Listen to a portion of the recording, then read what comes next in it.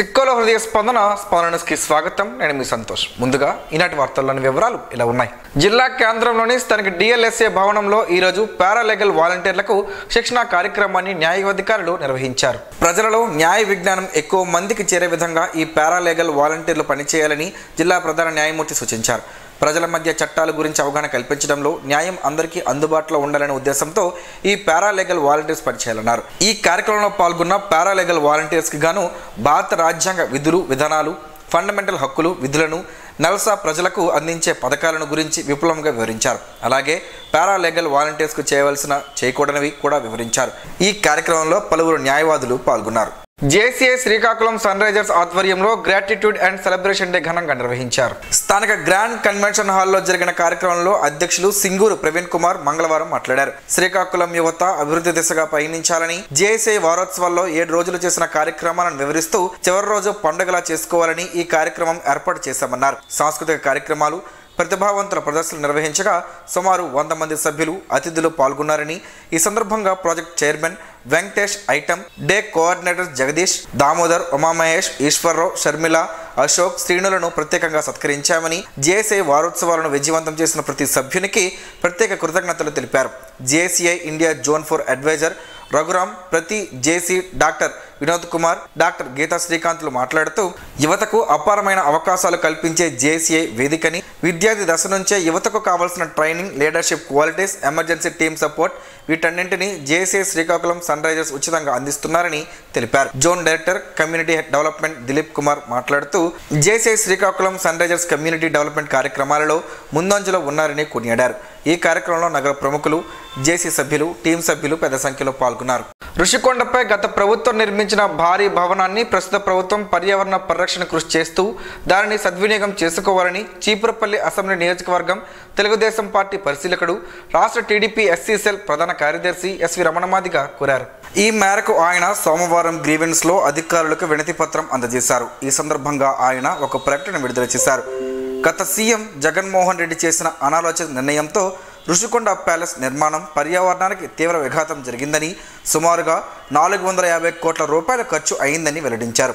ఋషికొండ ప్యాలెస్ను సద్వినియోగం చేసుకునేలా ప్రస్తుత కూటమి ప్రభుత్వం సీఎం చంద్రబాబు నాయుడు కృషి చేయాలని కోరినట్లు తెలిపారు. ఏపీ సమగ్ర అభివృద్ధిలో భాగంగా ఆర్టిఫిషియల్ ఇంటెలిజెన్సీ ఐటీ విభాగానికి 20 సంవత్సరాల పాటు లీజుకు ఇవ్వాలని కానీ, తూర్పు తీరంలో ఉన్న ఎత్తైన కొండపై కట్టడం అయిన ఈ ప్యాలెస్ భారత రక్షణ దళంకు సంబంధించి నేవీ, మిలిటరీ, ఎయిర్ ఫోర్స్లకు కానీ భారత రాష్ట్రపతి విడిది గృహంగా ఇవ్వాలని తాను వినతి పత్రంలో విజ్ఞప్తి చేసినట్లు తెలిపారు. అలాగే national tourism development corporation, Andhra Pradesh tourism development కార్పొరేషన్ల జాయింట్ వెంచర్ కింద కేంద్రానికి అప్పగించాలని కూడా తాను ప్రస్తావించినట్లు పేర్కొన్నారు. ప్యాలెస్ చుట్టూ రోడ్డు వెంబడి భారీ స్థాయిలో మొక్కలు నాటాలని కూడా కోరడం జరిగిందన్నారు. రాష్ట్ర ప్రభుత్వం టెక్కలిలో కొత్త డిపో ఏర్పాటును రద్దు చేయాలని, ఎచ్చర్ల ఐఎంఎల్ డిపోకు భూములు ఇచ్చిన దళిత కార్మికుల పొట్ట కొట్టవద్దని సిఐటి జిల్లా అధ్యక్ష ప్రధాన కార్యదర్శులు సిహెచ్ అమ్మనాయుడు, పి తేజేశ్వరరావు ప్రభుత్వాన్ని డిమాండ్ చేశారు. ప్రభుత్వం ఎచ్చర్ల ఐఎంఎల్ డిపోను విడదీసి టెక్కలిలో మరో మద్యం డిపో ఏర్పాటుకు ఇచ్చిన ఉత్తర్వులను వెంటనే రద్దు చేయాలని, కార్మికుల ఉపాధిని కాపాడాలని కోరుతూ సిఐటియు ఆధ్వర్యంలో మంగళవారం ఎచ్చర్ల ఐఎంఎల్ డిపో కార్మికులు కుటుంబ సభ్యులతో కలిసి శ్రీకాకుళం ఆర్ఎన్బి బంగ్లా నుండి ప్రదర్శనగా కలెక్టరేట్కు చేరుకుని ధర్నా నిర్వహించారు. ఐఎంఎల్ డిపో కార్మికుల పోరాటానికి సిపిఎం జిల్లా కార్యదర్శి డి గోవిందరావు హాజరై మద్దతు తెలియజేశారు. ఈ సందర్భంగా కలెక్టరేట్ వద్ద ధర్నాలో వారు మాట్లాడుతూ ఐఎంఎల్ డిపో కార్మికులు టెక్కలలో కొత్త డిపో ఏర్పాటు రద్దు చేయాలని, వివిధ రూపాలలో ఆందోళన కార్యక్రమాలు చేస్తున్న ప్రభుత్వం స్పందించకపోవడం అన్యాయమన్నారు.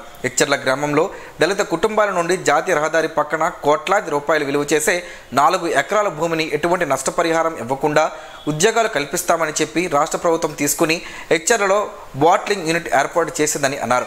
ప్రభుత్వం భూములిచ్చిన దళిత కుటుంబాలకు చెందిన కార్మికులుగా, హమాలీలుగా 80 మంది లోడింగ్, అన్లోడింగ్ పనులు పనిచేస్తూ రోజువారీ వచ్చే ఆదాయంపైనే ఆధారపడి జీవనం సాగిస్తున్నాయని అన్నారు. ఉమ్మడి జిల్లాలో ఒక డిపో ద్వారా కొనసాగుతున్న దాన్ని నేడు జిల్లా నుండి 8 మండలాలు పక్క జిల్లాలకు వెళ్ళినా కూడా డిపో విడగొట్టి ఇప్పుడు కొత్తగా టెక్కలలో మరో డిపో ఏర్పాటు చేయాల్సిన అవసరం ఏమొచ్చిందో వ్యవసాయ శాఖ మంత్రి అచ్చెన్నాయుడు సమాధానం చెప్పాలని డిమాండ్ చేశారు. ధర్నా అనంతరం జిల్లా రెవెన్యూ అధికారికి యూనియన్ ప్రతినిధులు వినతి పత్రం అందజేశారు. ఈ ధర్నా కార్యక్రమంలో కుటుంబ సభ్యులు B Ramalakshmi, L Padma, D Madhavi, B Rajulu, S Rajalakshmi, T Chinnammadu, Etcherla IML depot హమాలీస్ యూనియన్ ప్రధాన కార్యదర్శి డి బంగర్రాజు తదితరులు పాల్గొన్నారు. దసరా కానుకగా ప్రభుత్వ ఉద్యోగ ఉపాధ్యాయులకు 30% మధ్యంతర వృత్తి ప్రకటించాలని ఆంధ్రప్రదేశ్ ఉపాధ్యాయ సంఘం రాష్ట్ర అధ్యక్షులు ఎస్ బాలాజీ డిమాండ్ చేశారు. 2023 నుండి అమలులోకి రావాల్సిన 12వ PRC కమిషన్ను ఇప్పటి వరకు నియమించకపోవడంతో రాష్ట్రంలోని ఉద్యోగ ఉపాధ్యాయ పెన్షనర్లు 2 సంవత్సరాల PRC కాలాన్ని నష్టపోయారని వివరించారు. ఉపాధ్యాయ ఉద్యోగ పెన్షనర్లకు ప్రభుత్వం ఇప్పటి వరకు చెల్లించని సుమారు 30,000 కోట్ల ఆర్థిక బకాయిలను వెంటనే విడుదల చేయాలని డిమాండ్ చేశారు. సభ్యత్వ అభియాన్ కార్యక్రమంలో భాగంగా శ్రీకాకుళం జిల్లాలోని పలు పాఠశాలలను ఆంధ్రప్రదేశ్ ఉపాధ్యాయ సంఘం రాష్ట్ర అధ్యక్షులు ఎస్ బాలాజీ సందర్శించారు. రణస్థలం మండలంలోని జిల్లా పరిషత్ ఉన్నత పాఠశాల రణస్థలం, పైడి భీమవరం, కోస్టా, పాత్రలపల్లి తదితర పాఠశాలను సందర్శించి ఉపాధ్యాయుల సంస్థాగత వ్యక్తిగత సమస్యలను అడిగి తెలుస్తున్నారు. పాఠశాలలో భోజన విరామ సమయంలో ఉపాధ్యాయులతో ఏర్పాటు చేసిన సమావేశంలో మాట్లాడుతూ పాఠశాలను కేవలం ఒక సంస్థగా కాకుండా సంస్కృతి, సేవ, అంకిత భావం గల దేవాలయంగా పరిగణించాలని, దాని కీర్తిని పెంచడానికి నిరంతరం కృషి చేయాలని, విద్యను జ్ఞానం పొందడానికి మాత్రమే కాకుండా వ్యక్తిత్వ నిర్మాణం, స్వీయ అభివృద్ధి మరియు సామాజిక సేవకు సాధనంగా ఉపయోగపడేలా విద్యార్థులను తీర్చిదిద్దాలని పిలుపునిచ్చారు. జిల్లా కార్యదర్శి జీవి గిరి మాట్లాడుతూ క్లస్టర్ పాఠశాలలో పనిచేస్తున్న ఉపాధ్యాయులను తక్షణమే శాశ్వత పాఠశాలలకు తరలించే ప్రక్రియను చేపట్టాలని ప్రభుత్వాన్ని కోరారు. ఈ కార్యక్రమంలో రణస్థలం మండల అధ్యక్షులు జి చిన్నికృష్ణనాయుడు, మెట్ట రవిభట్లు, ఎస్ రాజు తదితర ఉపాధ్యాయులు పాల్గొన్నారు. శ్రీకాకుళంకు చెందిన లంక షణ్ముఖరావు, లంక ఆనంద్, మండవెల్లి మోహన్ రావు విద్యాసాగర్ల మనవరాలు కుమారి నైషా హర్యానాలో జరుగుతున్న CBSE జాతీయ బాక్సింగ్ ఛాంపియన్షిప్ పోటీలో అండర్ 14 కేటగిరీలో సిల్వర్ మెడల్ను గెలుపొందారు. ఈ అపూర్వమైన విజయాన్ని తెలుసుకున్న కేంద్ర మంత్రి కింజరాపు రామ్మోహన్ నాయుడు, రాష్ట్ర మంత్రి కింజరాపు అచ్చెన్నాయుడు, శ్రీకాకుళం ఎమ్మెల్యే గుండు శంకర్, అలాగే మాజీ మంత్రి త్రిపురాణ వెంకటరత్నం, పిల్లల నీలాద్రి తదితరులు కుమారి నైషాను అభినందించారు. కుమారి నైషా శ్రీకాకుళం కేంద్రీయ విద్యాలయంలో 3 years బ్యాక్ చదువుకున్నారు. ప్రస్తుతం నైషా చెన్నైలో పద్మశ్రీ CBSE స్కూల్లో చదువుతుంది. ఈ నెల 12వ తేదీ నుంచి 15వ తేదీ వరకు జరిగిన జాతీయ పోటీల్లో కుమారి నైషా వివిధ రాష్ట్రాల క్రీడాకారులతో ఆడి సిల్వర్ మెడల్ సాధించింది. విజేత నైషా మాట్లాడుతూ మెడల్ సాధించడం ఆనందంగా ఉందని, తనకు కుటుంబం ప్రోత్సాహం ఉండడం వలనే ఈ విజయం దక్కిందన్నారు. విశాఖ జిల్లాలో ఒకరోజు పర్యటన నిమిత్తం ఈ నెల 17వ తేదీన రాష్ట్ర ముఖ్యమంత్రి చంద్రబాబు నాయుడు విశాఖకు రానున్నారు. ఉదయం 10 గంటలకు గుంటూరు జిల్లా తాడేపల్లి నుండి ప్రత్యేక హెలికాప్టర్లో బయలుదేరి 11 గంటల 15 నిమిషాలకు బీచ్ రోడ్లో గల కోస్టల్ బ్యాటరీ హెలిప్యాడ్కు చేరుకుంటారు. అక్కడి నుండి ఉదయం 11 గంటల 25 నిమిషాలకు RK బీచ్ రోడ్డులో గల AU సాగరిక ఫంక్షన్ హాల్ చేరుకుని women and child health screening camp కార్యక్రమంలో ముఖ్యమంత్రి పాల్గొంటారు. అనంతరం 12 గంటల నుండి AU కన్వెన్షన్ సెంటర్లో ప్రధానమంత్రి వర్చువల్గా ప్రారంభించే స్వస్థనారి సశక్త పరివార్ అభియాన్ కార్యక్రమంలో పాల్గొన్న అనంతరం సభలో ముఖ్యమంత్రి ప్రసంగిస్తారు. సాయంత్రం 3 గంటలకు హోటల్ రాడిసన్ బ్లూలో జరిగే గ్లోబల్ క్యాపబిలిటీ సెంటర్ బిజినెస్ సమ్మిట్లో పాల్గొంటారు. అనంతరం సాయంత్రం 5 గంటలకు బయలుదేరి 5 గంటల 20 నిమిషాలకు కోస్టల్ బ్యాటరీ హెలిప్యాడ్కు చేరుకుని గుంటూరు జిల్లా తాడేపల్లి బయలుదేరి వెళ్తారు. ఈ సందర్భంగా రాష్ట్ర ముఖ్యమంత్రి పర్యటించే ప్రాంతాలను నగర police commissioner doctor Shankhabrata Bagchi, జిల్లా joint collector K Mayur Ashok, ఇతర జిల్లా అధికారులు, పోలీస్ అధికారులు తదితరులు కలిసి మంగళవారం పర్యటించి బందోబస్తు, ఇతర ఏర్పాట్లపై ముందస్తుగా తీసుకోవాల్సిన జాగ్రత్తలపై చర్చించి అధికారులకు సూచనలు చేశారు. అధికారులు చిత్తశుద్ధితో విధులు నిర్వహించి ప్రభుత్వానికి మంచి పేరు తీసుకురావాలని శ్రీకాకుళం ఎమ్మెల్యే గుండు శంకర్ కోరారు. నగరంలోని నగరపాలక సంస్థ కార్యాలయంలో ఇంజనీరింగ్, మున్సిపల్, రెవెన్యూ విభాగం అధికారులతో మంగళవారం ఎమ్మెల్యే సమీక్షా సమావేశం నిర్వహించారు. ఈ సందర్భంగా ఆయన మాట్లాడుతూ విధుల్లో ఎటువంటి అలసత్వం వహించవద్దని సూచించారు. శానిటేషన్ విషయంలో ఎక్కడా రాజీ లేకుండా పనులు చేయాలని తెలిపారు. వర్షాలు కురుస్తున్న దృష్ట్యా రోగాలు ప్రబలే అవకాశం ఉందని కాలువల్లో మరుగు లేకుండా చూసి బ్లీచింగ్ చేయాలని సూచించారు. ముఖ్యంగా ప్రభుత్వం అందిస్తున్న సంక్షేమ పథకాలు సకాలంలో ప్రజలకు అందుతున్నాయో లేదో చూడాలన్నారు. ప్రజల సమస్యలపై సకాలంలో స్పందించాలని, ఇబ్బందులు లేకుండా చూడాలని సూచించారు. ప్రభుత్వం అమలు చేస్తున్న సూపర్ 6 పథకాలను ప్రతి ఇంటిలో అర్హులైనందరికీ అందించేలా చర్యలు తీసుకోవాలన్నారు. అర్హులైన వారికి అన్యాయం జరగకుండా బాధ్యత వహించాలని సూచించారు. వర్షాకాలంలో వ్యాధులు ప్రబలే అవకాశం ఉన్నందున పారిశుద్ధ్య పనులపై ప్రత్యేక శ్రద్ధ వహించాలన్నారు. సచివాలయాలకు వచ్చే ప్రజలకు సమాచారం అందించడంతో పాటు సేవలు అందించేలా అందుబాటులో ఉండాలన్నారు. నగరపాలక సంస్థకు వచ్చే ఆదాయంపై కూడా అధికారులు దృష్టి సారించాలని సూచించారు. కార్యక్రమంలో కమిషనర్తో పాటు అధికారులు, కార్యాలయ సిబ్బంది పాల్గొన్నారు. మేరా యువ భారత్ హిందీ విభాగం సంయుక్త ఆధ్వర్యంలో ప్రభుత్వ డిగ్రీ అండ్ PG కళాశాలలోని సెమినార్ హాల్లో భారత అధికార భాష హిందీ దినోత్సవం కార్యక్రమాన్ని నిర్వహించారు. ఈ సందర్భంగా అధ్యక్ష ఉపన్యాసం కళాశాల ప్రిన్సిపల్ డాక్టర్ కె శ్రీరాములు మాట్లాడుతూ దేశంలో సుమారు 50% మంది ప్రజలు భాష హిందీ అని, హిందీ భాష ద్వారా దేశ సమైక్యతను సాధించగలమన్నారు. ముఖ్య అతిథిగా పాల్గొన్న మేరా యువ Bharat deputy director K Venkat Ujjwal మాట్లాడుతూ 1949లో భారత రాజ్యాంగం హిందీని భారతదేశ అధికార భాషల్లో ఒకటిగా స్వీకరించిన దానికి గుర్తుగా ఈరోజు హిందీ దినోత్సవం జరుపుకుంటున్నామని అన్నారు. మనలో చాలామందికి తెలియని విషయం ఏమిటంటే ప్రపంచంలోనే ఎక్కువగా మాట్లాడే భాషలో హిందీ రెండవదని, మన జాతిపిత మహాత్మా గాంధీ కూడా దేశంలో ఐక్యతను తీసుకురావడానికి హిందీ భాష వాడేవారని అన్నారు. ఈ కార్యక్రమంలో యువజన సర్వీసుల శాఖ సెక్రటరీ ముఖ్య కార్యనిర్వహణ అధికారి PV Appalanaidu, lecturers captain Y Poolanaidu, MV Satyanarayana, doctor G Rajasekhar, Adinarayana, doctor R Ravishankar తదితరులు పాల్గొన్నారు. హెచ్ఐవి వ్యాధి నివారణలో ప్రతి ఒక్కరి బాధ్యత అవసరమని Disha cluster programme manager KVR Sailaja అన్నారు.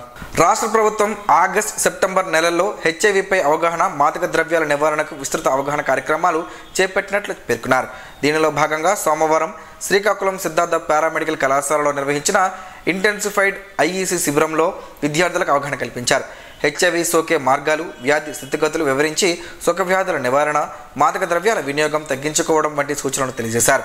కార్యక్రమంలో ART data manager Tarakeswararao, PPT city DSR C కౌన్సిలర్లు శైలజ, శ్రీనివాస్, విహాన్ పిఓ రాంప్రసాద్, వైద్యులు డాక్టర్ కె చక్రవర్తి, విద్యార్థులు పాల్గొన్నారు.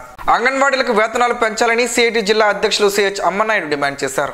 AP Anganwadi workers and helpers union Kotturu project మహాసభ మంగళవారం హిరమడలో జరిగింది. మినీ అంగన్వాడీల అభినందన సభ నిర్వహించారు. ఈ మహాసభలో ఆయన మాట్లాడుతూ 2023 డిసెంబర్ 2024 జనవరిలో చేసిన 42 రోజుల సమ్మె పోరాటం చారిత్రాత్మకమైనదని అన్నారు. ఆ సమ్మె సందర్భంగా 2024 జూలైలో వేతనాలు పెంచుతామని మినిట్స్ ఇచ్చారని, నేటికి కూటమి ప్రభుత్వం అమలు చేయలేదని అన్నారు.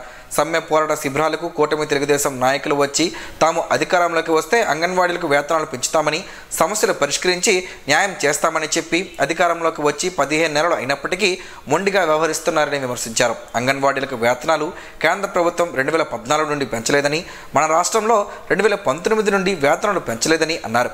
అంగన్వాడీలకు ఆన్లైన్ వరకు ఒక యాప్ మాత్రమే ఉండాలని, సెంటర్ నిర్వహణకు నాణ్యమైన ట్యాబ్లు ఇవ్వాలని, 5G నెట్ ఇవ్వాలని కోరారు. పెరిగిన ధరలకు అనుగుణంగా మెనూ ఛార్జీలు పెంచాలని కోరారు. గ్రాడ్యుటీ జీవోలో మార్పులు చేయాలని, హెల్పర్ల ప్రమోషన్లకు విధి విధానాలు రూపొందించాలని కోరారు. అటుకులతో పలు ఆరోగ్య ప్రయోజనాలు ఉన్నాయని ఆయుర్వేద నిపుణులు చెబుతున్నారు. ఆ వివరాలేంటో ఈరోజు ప్రసారమయ్యే ఆరోగ్యమే మహాభాగ్యంలో తెలుసుకుందాం.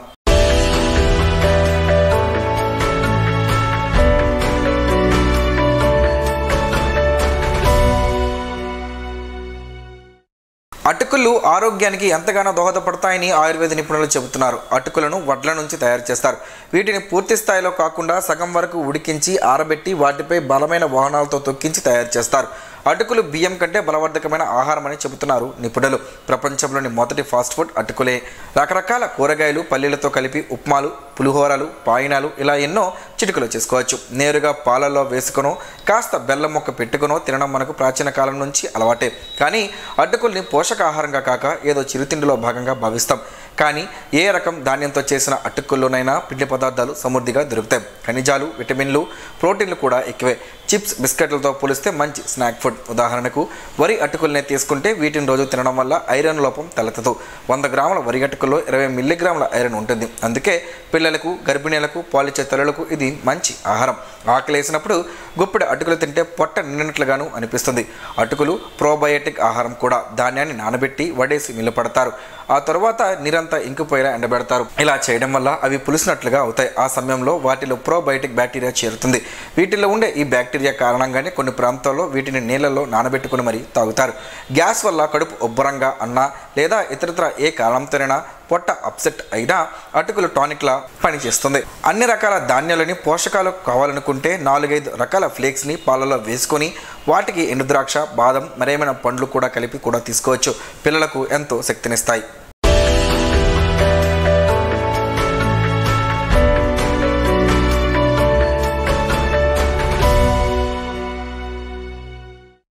ఈరోజు వార్తల్లో ఒక మంచి మాటను విందాం, ఆచరిద్దాం. సమాజ శ్రేయస్సును కాంక్షించే మహనీయుల మాటల్లోంచి ఈరోజు. జీవనం గమనం గమ్యం. నాగలి భుజాన వేసుకుని పొలానికి వెళ్లే ప్రతి రైతు బువ్వను దున్ని తెస్తాడు. హృదయంలో చింతించిన ప్రతి ఋషి అనుభూతిని కని తెస్తాడు. చరిత్ర సృష్టించిన వారికి చరిత్ర రాసే సమయం ఉండదు. సత్యం అనుభూతి చెందేవారికి ఆ అనుభూతి వ్యక్తీకరించడానికి మాటలు ఉండవు. ఓం శ్రీ గాయత్ర్యై నమః. స్పందన ప్రేక్షకుల కోసం స్పందన న్యూస్ని ఇప్పుడు యూట్యూబ్లో అందుబాటులో ఉంచడమైంది. ఎస్డివి స్పేస్ స్పందన అని టైప్ చేసి వీక్షకులు తమ అనుకూలమైన సమయంలో న్యూస్ని వీక్షించగలరు. ఈ వార్తలు ఇంతతో సమాప్తం. మరలా ప్రసారం అయ్యే స్పందన న్యూస్లో కలుసుకుందాం. అంతవరకు సెలవు. నమస్కారం. మీ మాటే మా బాట.